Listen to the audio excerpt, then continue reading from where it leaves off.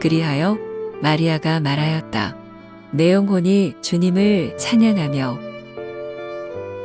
내 마음이 내 구주 하나님을 좋아함은 그가 이 여종의 비천함을 보살펴 주셨기 때문입니다.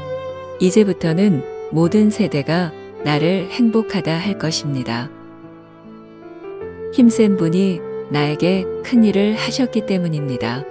그의 이름은 거룩하고 그의 자비하심은 그를 두려워하는 사람들에게 대대로 있을 것입니다. 그는 그 팔로 권능을 행하시고 마음이 교만한 사람들을 흩으셨으니 제왕들을 왕좌에서 끌어내리시고 비천한 사람을 높이셨습니다. 줄인 사람들을 좋은 것으로 배부르게 하시고 부유한 사람들을 빈손으로 떠나보내셨습니다. 그는 자비를 기억하셔서 자기의 종 이스라엘을 도우셨습니다. 우리 조상들에게 말씀하신 대로 그 자비는 아브라함과 그 자손에게 영원토록 있을 것입니다.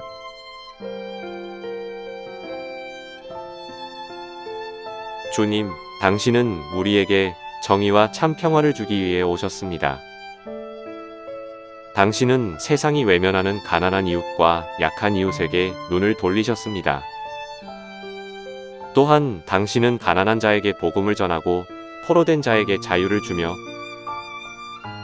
눈먼 자에게 다시 보게 함을 전파하고 눌린 자를 자유하게 하며 주의 축복의 때를 전파하게 하시려고 우리를 부르셨습니다. 주님, 우리가 당신의 부르심에 응답하게 하소서. 또한 우리가 당신의 부르심에 응답할 때 우리와 함께 하소서. 우리 주님 예수 그리스도의 이름으로 기도합니다. 아멘.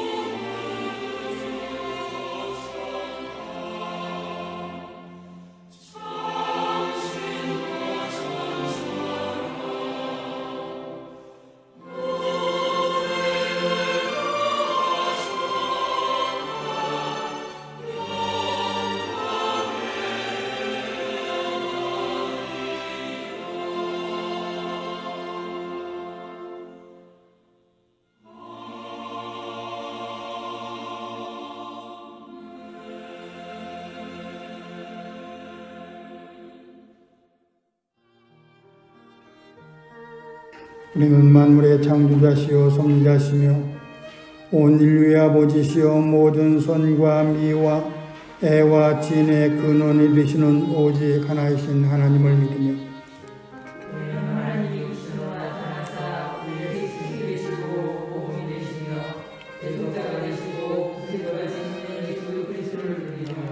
우리는 하나님이 우리와 같이 계시사 우리의 기도와 위안과 힘이 되시는 성령을 믿으며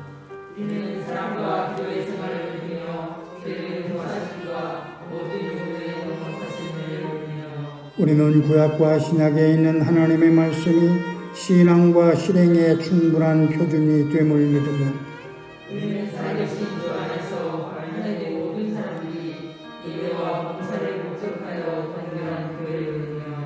우리는 하나님의 뜻이 실현된 인류 사회가 천국임을 믿으며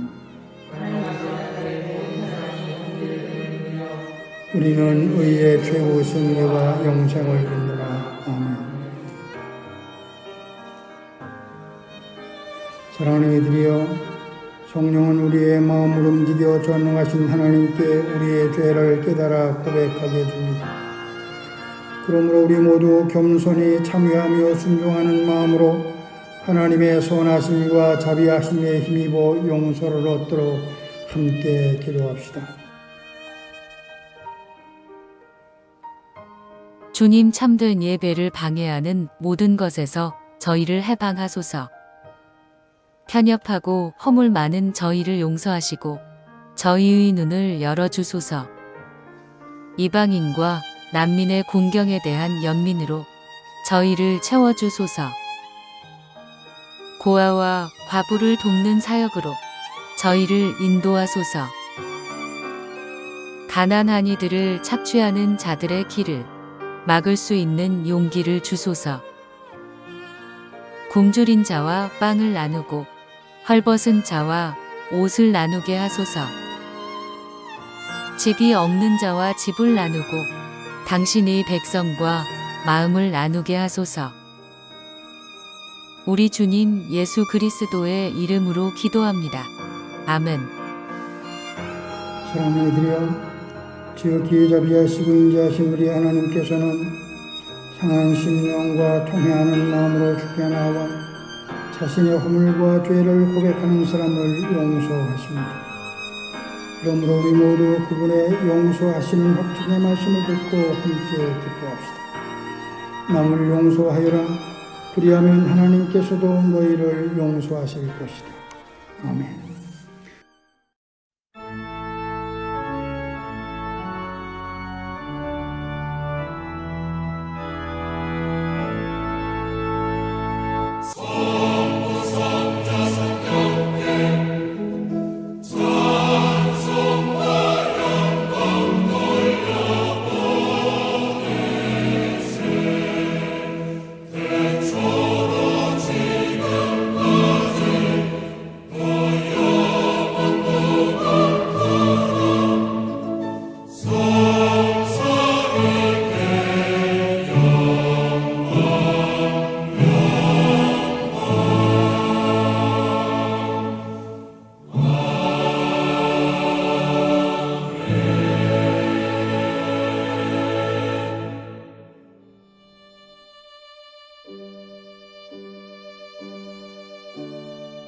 믿는 마음으로 아버지 하나님과 그의 아들 예수 그리스도와 성령께 기도드립시다. 온 세계에 있는 하나님의 교회를 위해 성령께서 함께해 주소서. 교회들로 하여금 교회되게 하시고 예수 그리스도 안에서 하나가 되게 하소서. 교회들로 하여금 한식하게 둘러앉아 성만찬의 참 친교를 성취하게 하소서. 평화의 교회가 말씀을 믿고 기도하는 경건신앙, 섬김과 나눔을 생활 속에서 실천하는 생활신앙, 환경을 살리는 녹색신앙을 견고히 지키게 하소서. 평화의 교회를 섬기는 이들에게 능력을 주시며 그들을 바른 길로 인도하소서.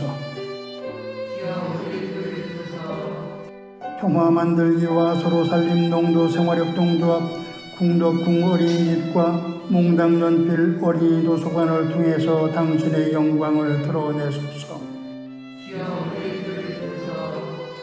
국가의 지도자들이 정의와 평화를 위하여 일하고 하나님의 지혜를 의지하게 하소서.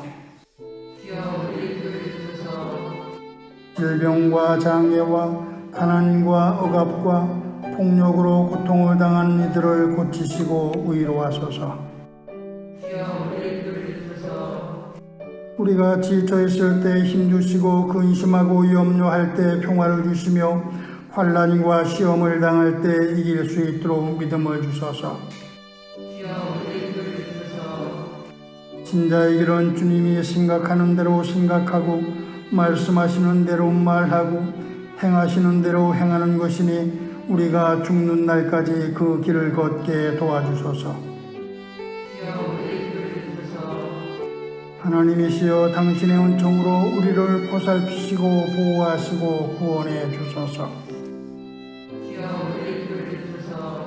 오 주여 주님의 자비를 믿으며 우리가 기도한 모든 이들을 주님의 손에 의탁하며 우리 주 예수 그리스도의 이름으로 기도합니다. 아멘.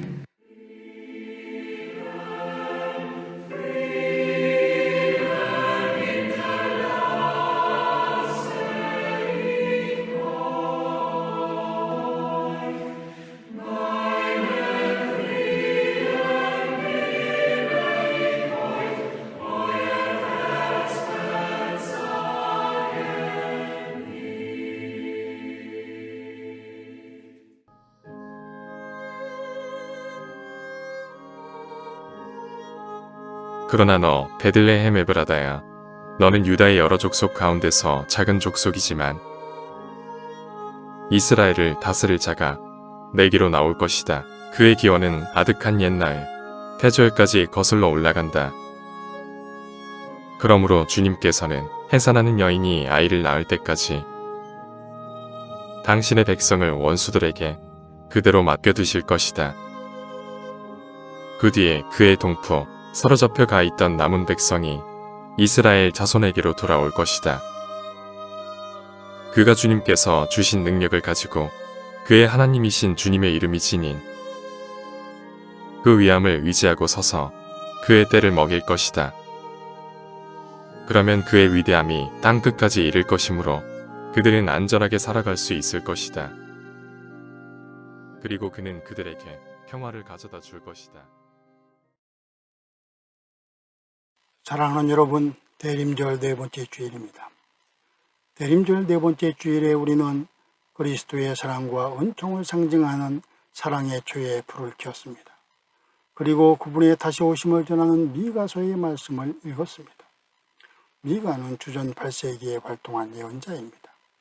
그가 활동하던 시기는 아시리아가 세력 확장을 위해서 전쟁을 벌이던 혼란기였습니다. 그러나 유다 왕 히스기야는 아시리아의 확장 정책에 반기를 들었습니다. 이에 아시리아는 유다를 침공해 46개의 성읍을 초토화시켰습니다. 하지만 유다는 아시리아의 자중질환으로 위기에서 벗어날 수 있었습니다.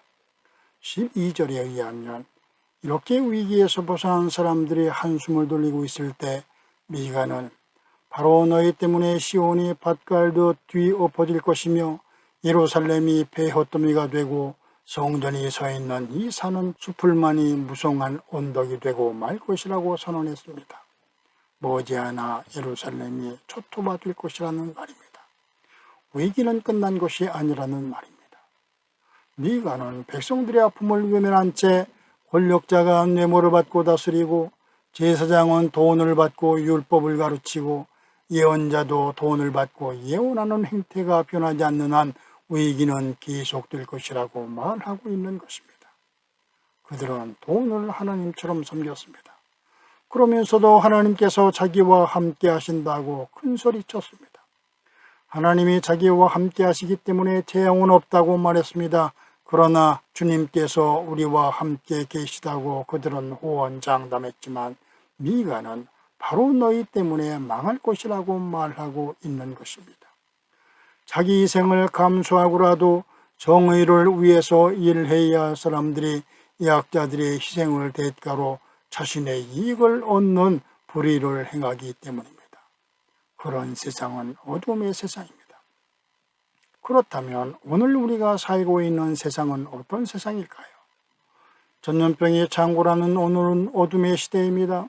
혐오와 차별이 난무하는 오늘은 어둠의 시대입니다. 부패한 검찰 권력과 타락한 언론, 불의한 지식인이 큰 소리를 치는 오늘은 어둠의 시대입니다. 그럼에도 불구하고 평화는 시작된다는 것이 미가의 가르침입니다. 본문 5절은 그는 그들에게 평화를 가져다 줄 것이다 라고 말합니다. 미가는 하나님의 역사의 주인임을 확신했습니다. 세상이 혼돈에 빠져드는 순간에도 세상의 모든 나라가 주님의 성전에 있는 산으로 몰려드는 비전을 미가는 보았습니다. 미가는 그 산에서 백성들이 주님께서 우리에게 주님의 길을 가르치실 것이니 주님께서 가르치시는 길을 따르자 하며 서로를 격려하는 모습을 그리고 있었습니다.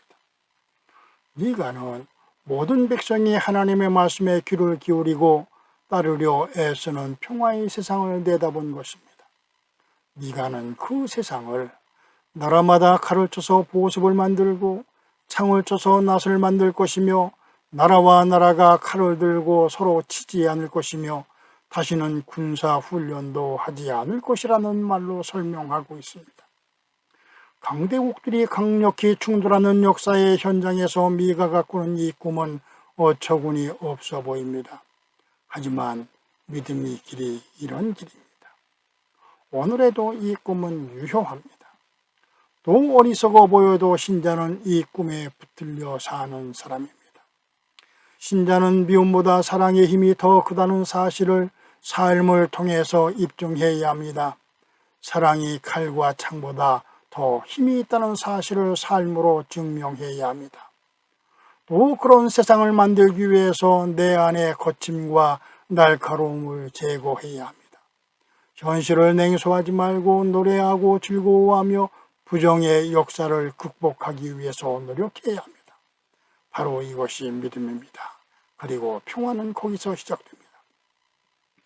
또 평화는 마음을 열고 만나는 일로부터 시작됩니다. 시인 김준태는 그의 시 인간은 거룩하다에서 오 새벽에 깨어나면 그대여 우리 이제 흐르는 강물에 발을 적시며 강 건너 마을 사람들을 찾으러 나아가자.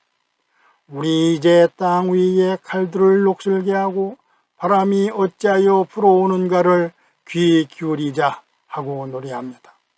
시인이 우리에게 말하는 강 건너 마을 사람은 나와 입장이 다른 사람을 가리킵니다. 마음으로 용납할 수 없는 사람을 가리킵니다. 하지만 그들과 만나지 않고는 우리가 서로를 이해할 수 없습니다. 또 그들과 만나지 않고는 서로 화해할 수 없습니다. 때문에 평화를 위해서 우리는 서로 만나야 합니다. 그리고 그렇게 마음을 열고 만날 때 평화는 시작되는 법입니다. 그렇다면 평화의 싹을 틔우는 사람은 누구입니까? 또 평화의 싹을 틔우는 장소는 어디입니까? 본문 2절에서 미가는 너 베들레헴 에브라다야 너는 유다의 족속 가운데서 작은 족속이지만 이스라엘을 다스릴 자가 내게서 내게로 나올 것이라고 말합니다. 베들레헴 에브라다로부터 새로운 세상이 시작될 것이라는 말입니다. 그런데 미가는 베들레헴 에브라다를 유다의 여러 족속 가운데서 작은 족속이라고 말합니다. 보잘것없다는 뜻입니다. 사람이 주목하지 않는 곳이라는 말입니다. 한마디로 말하면 변방이라는 말입니다. 그런데 사람들이 주목하지 않는 변방은 세상의 모순이 집결된 곳입니다. 그런 변방에는 자유로움과 창조성이 있습니다. 그리고 새로운 세상은 자유로움과 창조성의 기반에서 만들어지는 법입니다. 세상의 모순이 집결된 변방, 자유로움과 창조성이 있는 변방에서 새로운 역사가 시작되는 이유가 바로 여기에 있습니다. 새로운 세상에 대한 꿈은 세상의 모순이 집결된 변방에서 탄생하고 자유로움과 창조성이 흘러넘치는 변방에서 새로운 역사는 시작된다는 말입니다. 오늘도 베들레헴 에브라다처럼 작고 보잘것없는 곳, 작고 보잘것없는 사람들에 의해서 평화는 싹틉니다. 1976년 노벨 평화상을 수상한 베티 윌리엄스는 비서로 일하며 자녀를 양육하던 평범한 주부였습니다. 그녀는 1976년 벨파스트에서 발생한 총격 사건으로 무고한 어린이 3명이 죽는 비극적인 현장을 목격했습니다. 이후 그녀는 죽은 아이들의 이모인 메리어드 코리건과 함께 평화 모임인 평화로운 사람들의 공동체를 설립했습니다. 그리고 북아일랜드 분쟁의 평화적 해결에 기여한 공로를 인정받아 노벨 평화상을 수상했습니다. 평범한 주부가 북아일랜드 분쟁을 평화롭게 해결하는 씨앗을 만든 것입니다. 그렇습니다. 보잘것없어 보이는 작은 곳에서 평화는 시작됩니다. 보잘것없는 작은 사람들에 의해서 평화는 싹이 틉니다. 우리는 보잘것없습니다. 하지만 히브리서 4장 16절은 우리의 대제사장은 우리의 연약함을 동정하지 못하시는 분이 아니라고 말합니다. 우리가 보잘것없는 존재이지만 그 사실을 아시는 하나님께서 우리와 함께 하신다는 말입니다. 그렇다면 우리 모두 그리고 작은 공동체인 평화의 교회도 평화의 싹을 틔울 수 있습니다. 그렇다면 평화의 싹을 틔우는 사람들에게 요구되는 것은 무엇일까요? 본문 3절에서 미가는 주님께서는 해산하는 여인이 아이를 낳을 때까지 당신의 백성을 원수들에게 그대로 맡겨두실 것이라고 말합니다. 유대가 직면하고 있는 현실을 해산을 앞둔 여인에 빗댄 것입니다. 백성들의 처지는 여전히 위태로울 것이라는 말입니다. 적들의 압박도 여전할 것이라는 말입니다. 때문에 평화에 이르기까지 먼 길을 걸어야 한다는 말입니다. 하지만 새로운 날은 올 것입니다. 또 그 나라는 능력의 주님께서 통치하실 것입니다. 그리고 백성들은 그 나라에서 평화를 누릴 것입니다.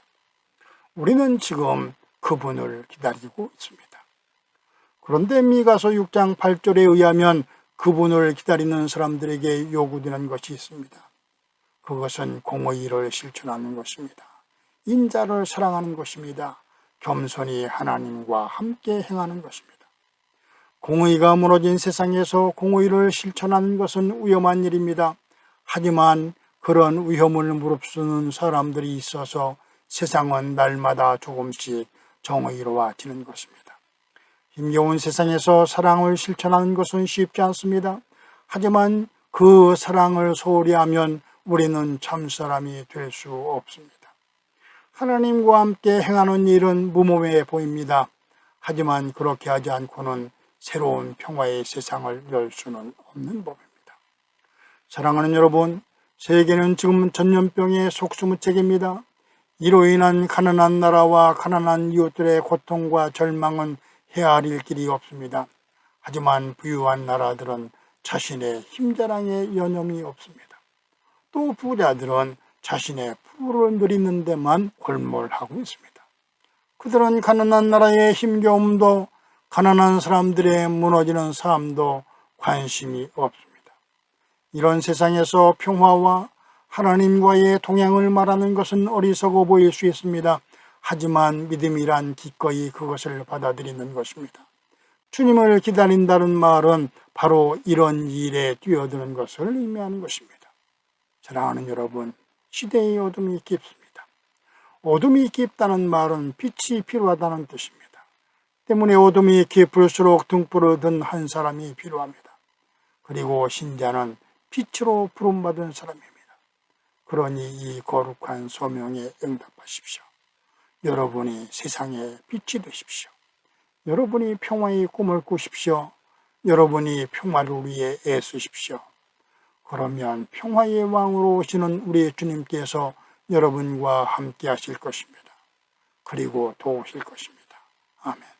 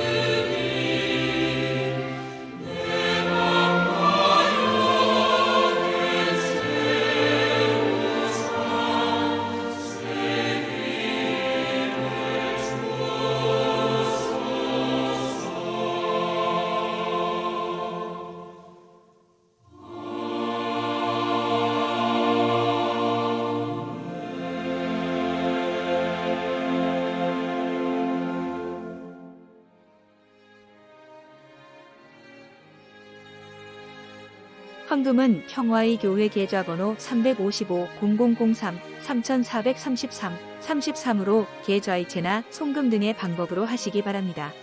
헌금하실 때는 헌금자 이름과 헌금 제목을 기록해 주시기 바랍니다.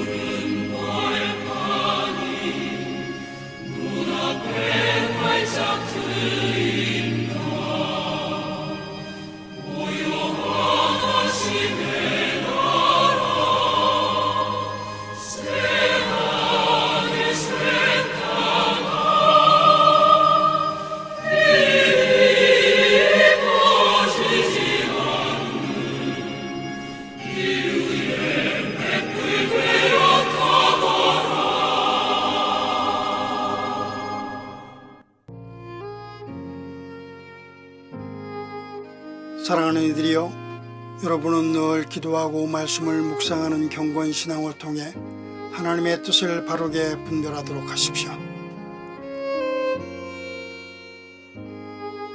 섬기고 나누는 생활 신앙을 실천함으로 우리의 모범이신 예수 그리스도를 닮아가십시오.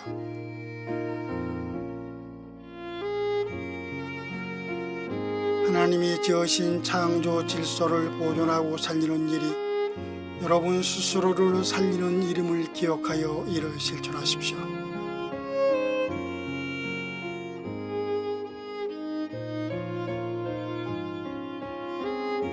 하나님께서 여러분에게 복을 내리시고 여러분을 지켜주시기를, 또 주님께서 여러분에게 은혜를 베풀어 주시고 여러분을 믿op게 보시어 평화를 주시기를 빕니다.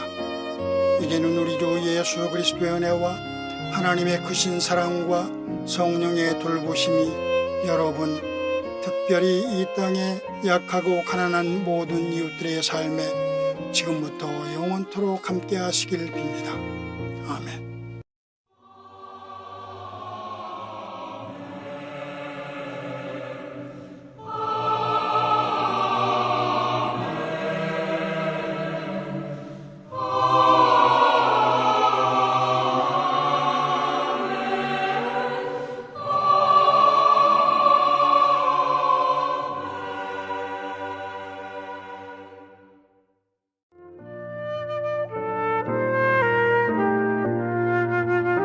2021년 평화의 교회 표어는 힘겨운 세월을 이웃과 함께. 주제 성구는 마가복음 12장 31절의 말씀, 내 이웃을 내 몸같이 사랑하여라입니다. 평화의 교회는 위드 코로나 시대 시작과 더불어 전면 대면 예배와 온라인 예배를 병행합니다. 기아에 시달리는 세계의 가난한 이웃과 고향을 버린 채 세계를 떠도는 난민, 그리고 세계의 무관심 속에서 평화를 위해 싸우는 미얀마와 아프간의 민중들을 위해 기도합시다. 예수 그리스도의 탄생을 축하하는 성탄절이 이번 주 토요일입니다. 성탄절 예배는 성탄일 11시에 대면으로 드립니다. 성탄절 예배에 모두 참석합시다. 평화의 교회를 소개합니다.